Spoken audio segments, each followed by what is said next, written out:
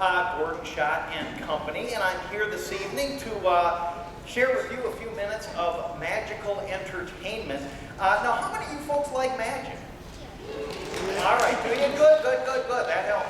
I'll tell you what, magic is all about illusion. How many of you heard it said that seeing is believing? People will say, if I see it with my own two eyes, I'll believe it. Magicians know better. In fact, that's what makes our magical art tick, is the fact we know there are no greater magicians in the world than the ones on your face, your own two eyes. So I'm going to give you a little demonstration of that. And let's see here if we could... My daughter, Caitlin, ladies and gentlemen. Now, folks, what I'm going to do is I'm going to spin this disc, and while I'm doing so, actually, maybe we get a little more in the center, I want you to stare at the very center of the disc. Stare at the very center. Don't look away. I'm going to count backwards from 10. 10, 9, 8, 7, 6, 5, 4, 3, 2, 1. Look at her head. How many of you saw it get bigger? All right. Here, we're going to try it again. This is my daughter. I can't send her home with a big head. We're going to go the other way this time. Look at the very center. Imagine it's a tunnel and you're going to be going through it. Don't look away. 10, 9, 8, 7, 6, 5, 4, 3, 2, 1. Look at her head.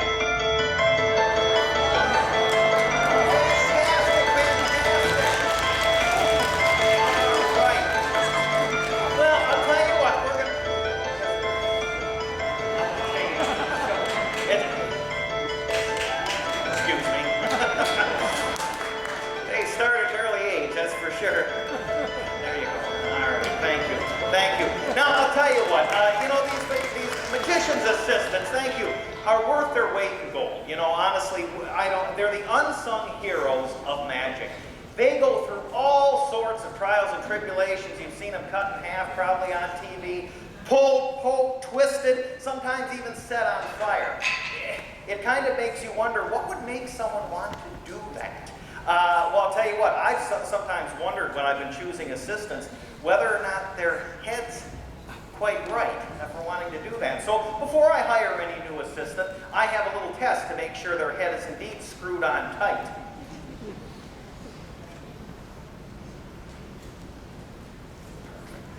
My wife, Terry, ladies and gentlemen.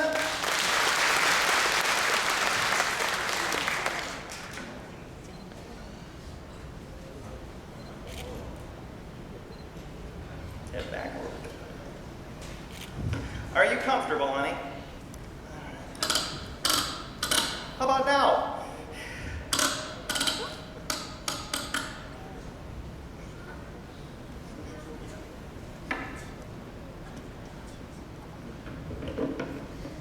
Perfect.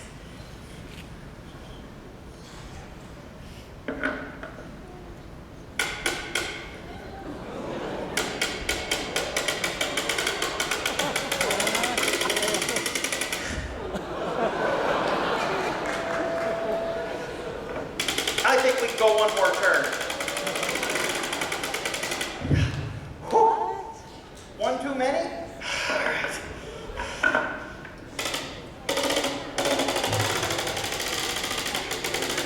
Whew. How's that? Feel better? Let's make sure you're still all there, my love. No worse for wear, ladies and gentlemen. All right, I'll tell you, magicians have the greatest job in the world. Who has more fun than we do? And I'll tell you what, how many of you kids out there have done a little magic yourselves? How many by show of hands? Let's see here. Nobody? All right, I'll tell you what. A lot of kids ask me, Gordo, what's it like to be up on stage doing magic in front of a big audience? Do you get scared? Heck no, it's fun, it's fun.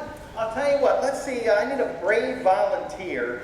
And how about about this little guy right here with the tie on? Give him a hand.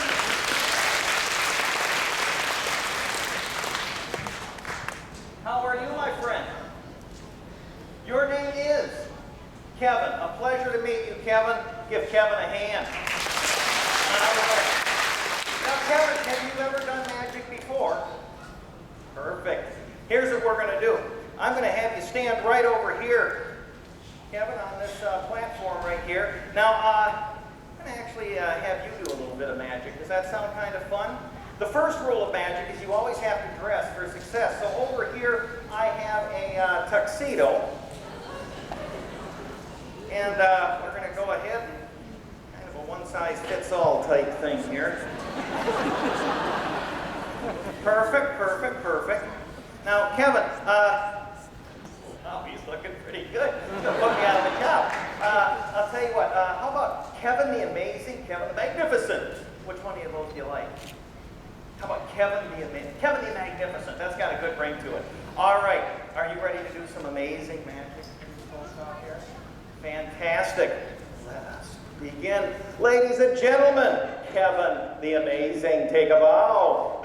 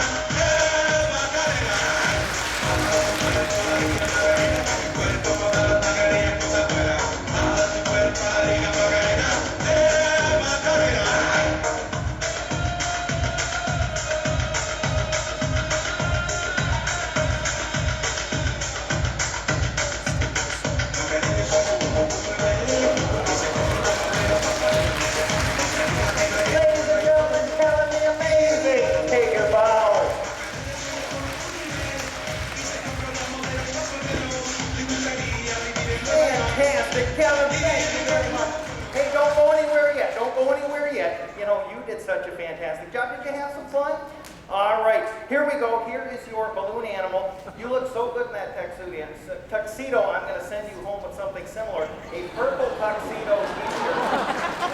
Look at a little shameless advertising on the back. No idea how that got there. This is for you. Thank you very much, Kevin. Take care. Have a great night.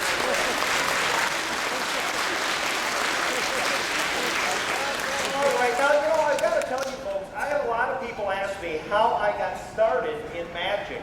And believe it or not, I was about Kevin's age. And my grandmother started me in magic. And she taught me a very important lesson. See, one day we were at the restaurant down the street from our house, and we just finished eating breakfast, and she took out a little napkin that was on the table. It wasn't quite as fancy as this, but she started twisting it in her fingers, and then she said, Laurel, she said, I want you to remember something in life. Everything, every person has magic inside them. You just have to be able to see past the surface. See past what's obvious. And the whole time she's twisting this napkin, wasn't paying attention, and all of a sudden I looked down, and this napkin started looking a little less like a napkin, and a little more like something else. Something just like a rose. Yeah. Now, she gave me the rose and she said, just remember that, again, this started just as kind of a nonchalant, plain old ordinary napkin, but inside there was some magic that I could see. Now, later on, when I graduated from high school, my grandmother bought me this table as a present. And she said, Gordo, I know it might not be what every young bachelor wants, but she reminded me of that conversation we had when I was younger. And she said, this table can do some remarkable things. It's got its own secret, its own magic core. And once you figure out what that is, you'll always remember what I taught you about never judging a book by its cover and always trying to look past the obvious. I'd like to show you this next illusion. Compliments of my grandmother.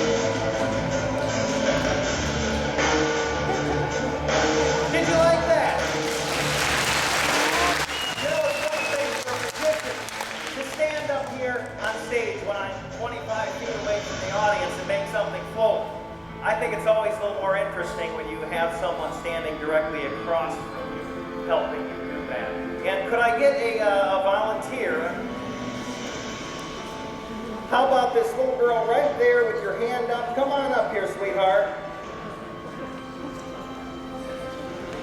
What's your name, beautiful? I'm sorry? Karina, how are you? Give Karina a hand. Karina, I'm going to have you stand right over here on the trap door. Perfect. You can hold on to those two very gently. Ready?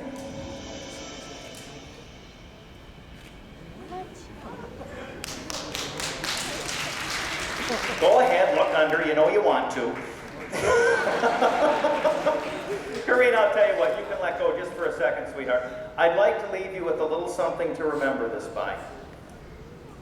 My grandmother's origami rose. That's for you. And you can go ahead, hold on, we'll set the table down just like that. And I believe that will do it. Thank you, Karina. Give her a hand.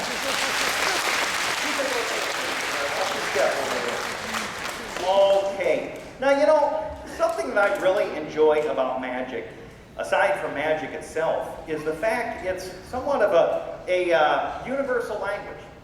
Every culture, every country has its own appreciation, its own spin on the magical arts. Now, I'd like to take you for a few minutes to a trip to a small village in southwestern India, where the local magicians, the fakirs as they're referred to, can do the most extraordinary things with the most ordinary of objects. I hope you enjoy this next illusion.